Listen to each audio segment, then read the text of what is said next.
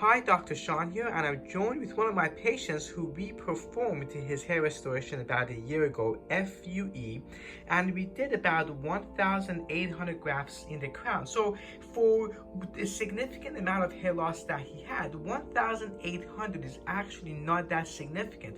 However, the reason he has good results is because I follow the cowlick. So I take the cowlick and I go around, right, and I build around the cowlick so all the hairs are going in a natural pattern, really flat to the skin, and it gives a very nice illusion.